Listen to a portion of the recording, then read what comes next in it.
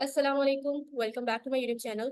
आज की इस वीडियो में हम देखेंगे यूट्राइन फिब्रॉइड्स को। ये भी एक छोटा सा टॉपिक है। इससे पहले आप लोग जो है एंडोमेट्रियल पॉलिप्स को भी देख लें। हमारे पास जैसे हमने पढ़ा कि एंडोमेट्रियम की 3 लेयर्स होती हैं, मायोमेट्रियम, एंडोमेट्रियम और पेरीमेट्रियम। तो एंडोमेट्रियम की अगर ओवर ग्रोथ होगी तो उसको हम कहेंगे एंडोमेट्रियल पॉलिप्स। लेकिन अगर जो उसकी जो मायोमेट्रियम होती है, जो कि स्मूथ मसल जो होती है उससे बनी होती है, स्मूथ मसल लेयर से, अगर उसके अंदर जो है बिनाइन ट्यूमर्स बनेंगे, यानी नॉन कैंसरस ट्यूमर्स बनेंगे, जिनको हम लायोमायोमा कहते हैं, तो उनको हम कहेंगे यूट्राइन फिब्रॉइड्स। तो यूट्राइन फिब्रॉइड्स क्या होती हैं? It is a leiomyoma, that means they are benign, they are not cancerous tumour, and it arise from the smooth muscle tissues, जो कि अराइज होते हैं स्मूथ मसल लेयर से, यूट्रस की। और स्मूथ मसल की जो लेयर होती है उसका नाम है मायोमेट्रियम। ठीक है। तो नेक्स्ट चलते हैं हम। इसके रिस्क फैक्टर्स क्या है, इसके कॉजेज जो है एग्जैक्ट इसके मालूम नहीं है। ये इसके रिस्क फैक्टर्स ये है कि अगर हेरिडिटी है, इसके अलावा कुछ खास किस्म की रेस में होता है ये, और प्रेगनेंसी और चाइल्ड बर्थ भी इसका एक रिस्क फैक्टर है। नलीपेरिटी ओबेसिटी, मतलब एक फीमेल है उसने अभी तक कंसीव ना किया हो, नलीपेरिस में भी होता है ये। और साथ में वो अगर ओबीज है तो, और अगर वो ओरल कंट्रासेप्टिव्स यूज करिए तब। इसका जो है वो लिंक देखा गया है एस्ट्रोजन के साथ, कि जैसे जैसे एस्ट्रोजन, जैसे प्रेगनेंसी में फॉर एग्जांपल अगर एस्ट्रोजन रिलीज हो रहा है तो ये भी जो है ग्रो करेंगे। और इसी तरह जिस तरह मेनोपॉज में एस्ट्रोजन कम होता है, तो ये भी श्रिंक कर जाते हैं। अगर इसके टाइप्स या क्लासिफिकेशन को देखें, तो अगर बॉडी ऑफ यूट्रस में हो, मतलब ये या तो बॉडी ऑफ यूट्रस में भी हो सकते हैं और सर्विक्स में भी हो सकते हैं। बॉडी ऑफ यूट्रस में ये हो सकता है कि ये सब सिरोजल भी हो सकती है, जो कि यहाँ पे हमें देखने को मिलेंगी। इसके अलावा म्यूरल लेयर में होगी तो इसको इंट्राम्यूरल फिब्रॉइड्स कहेंगे। इसके अलावा सब सिरोजल फिब्रॉइड्स भी हैं, सब म्यूकोजल भी है फिब्रॉइड्स। ठीक है।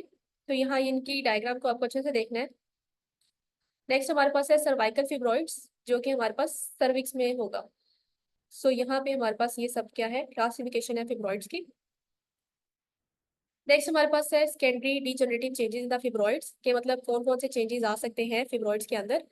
तो सबसे पहले डीजनरेटिव चेंजेस आ सकते हैं। डीजनरेटिव चेंजेस तब आएंगे जब ब्लड सप्लाई प्रॉपर नहीं मिलेगी, तो उसमें हाइलिन डीजनरेशन हो सकती है, यानी लिक्विफिकेशन हो सकती है, सॉफ्ट टिश्यूज की डेपोजिशन हो सकती है। सिस्टिक डीजनरेशन कहते हैं कि हमारे पास सिस्ट का डिवेलप हो जाना। कैल्सिफिकेशन मतलब कैल्शियम का डिपॉजिट हो जाना उन्हीं सिस्ट के अंदर। फैटी डीजनरेशन हो सकती है। रेड डीजनरेशन होती है, जब रेड डीजनरेशन होती है तो उसके बाद नेक्रोसिस भी हो सकती है और हेमरेजेस भी हो सकते हैं इसके अलावा। और ये जब रेड डिजनरेशन होगी तब बहुत ज्यादा एक्यूट पेन के साथ जो है ना, मतलब पेशेंट को उस टाइम पे एक्यूट पेन होगी जब रेड डिजनरेशन होगी। इसके अलावा इन्फेक्शन भी वहाँ पे हो सकते हैं, बैक्टीरियाज की ग्रोथ हो सकती है, इन्फेक्शन भी हो सकती है, उसकी एट्रोफी भी हो सकती है, नेक्रोसिस भी हो सकती है। इसके अंदर वेस्कुलर चेंजेस भी आ सकते हैं, और ये सार्कोमेटोस चेंजेस भी इसके अंदर आ सकते हैं। ठीक है, ये बहुत रेयर है सार्कोमेटोस चेंजेस जो है। अब पेशेंट किस क्लिनिकल फीचर्स के साथ प्रेजेंट करेगी? 75% जो है वो एसिम्टोमेटिक होती है, और जो 30% हमें पेशेंट होती है वो उनमें जो है मेंस्ट्रुअल एबनॉर्मलिटीज आती है, उसमें भी खास तौर पे हैवी मेंस्ट्रुअल ब्लीडिंग होगी। ठीक है। तो एंडोमेट्रियल पॉलिप्स में भी हमने देखा था कि यही होगा हमारे पास, मेनोरेजिया, हैवी मेंस्ट्रुअल ब्लीडिंग, और यहाँ पे भी होगा। इसके अलावा इरेगुलर ब्लीडिंग के साथ भी पेशेंट प्रेजेंट कर सकती है। नेक्स्ट हमारे पास पेन ड्यूरिंग मेनिस्ट्रेशन भी, और इसके अलावा 30% में इनफर्टिलिटी होगी, क्योंकि ये जो फिब्रॉइड है ये वहाँ पे प्रेगनेंसी को नहीं होने देंगे। इसके अलावा पेन जो होगी लेबर एब्डोमेन में होगी, और उसको लम्प फील होगा, मतलब एब्डोमिनल लम्प फील होगा विदाउट इवन प्रेगनेंसी। इसके अलावा प्रेशर सिम्टम्स भी होंगे, और यूरिनरी इनकॉन्टिनेंस भी हो सकती है, और बाउल डेफिकेशन में भी प्रॉब्लम हो सकती है। ठीक है। जब पेल्विक एग्जामिनेशन करेंगे, बायो मैनुअल एग्जामिनेशन करेंगे, तो वो यूट्रस को, मतलब इन लार्ज में यूट्रस फील होगा। डायग्नोसिस करने के लिए हम लोग जो करवाएंगे चीज़ें, वो है हमारे पास एब्डोमिनल अल्ट्रासाउंड या ट्रांसवेजाइनल या पेल्विक अल्ट्रासाउंड करवाएंगे। और इसके अलावा हम एंडोमेट्रियल बायोप्सी भी करवा सकते हैं, हिस्टेरोस्कोपी करवाएंगे, और इसके अलावा हिस्टेरोसेफिंजियोग्राफी करवाएंगे, और लेप्रोस्कोपी। इनसे हमें जो है कंफर्म हो जाएगा कि ये, फर्दर हम एमआरआई भी करवा सकते हैं फाइब्रॉइड्स के लिए। अब हमारे पास ट्रीटमेंट के लिए, इसको ट्रीट करने के लिए हमारे पास 3 तरीके होंगे, कि या तो हम मेडिसिन दे से, या सर्जरी कर दें, और या फिर हम जो है रेडियोग्राफी करें। ठीक है। तो सबसे पहले मेडिकेशंस में हम देखें, हैवी मेंस्ट्रुअल ब्लीडिंग को ट्रीट करने के लिए हम देंगे ओरल कॉन्ट्रासेप्टिव पिल्स देंगे। और अगर हमारे पास जो है यूट्रस बल्की है तो फिर हम देंगे जीएनआरएच एगोनिस्ट, ताकि एस्ट्रोजन जो है उनकी प्रोडक्शन कम हो और वो शट डाउन कर देगी इसको। इसके अलावा हम देंगे एंटी हार्मोनल ड्रग RU 486, जिसको हम बाइफिप्रेस्टोन कहेंगे, ये देंगे हम उसको। इसके अलावा डेनाजोल दे सकते हैं। एंटी फिब्रिनोलाइटिक्स देंगे।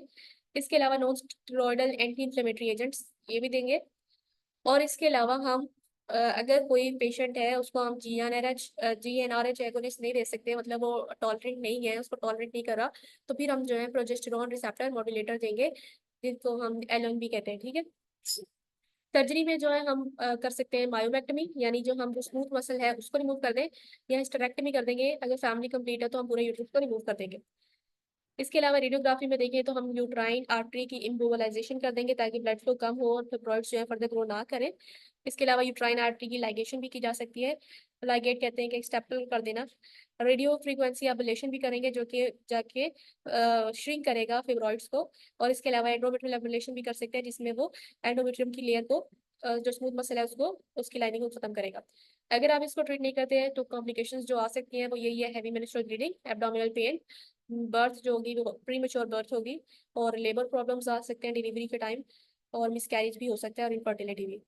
इसके अलावा लायोमायोसार्कोमा भी हो सकता है, ये एक मैलिग्नेंट कन्वर्ट हो सकता है। इसके अलावा फाइब्रॉइड्स की ट्विस्टिंग हो सकती है, पेशेंट के अंदर एनीमिया होगा, यूरिनरी ट्रैक्ट उसको इन्फेक्शन हो सकते हैं, सी सेक्शन में भी नीडेड, मतलब in case of pregnancy.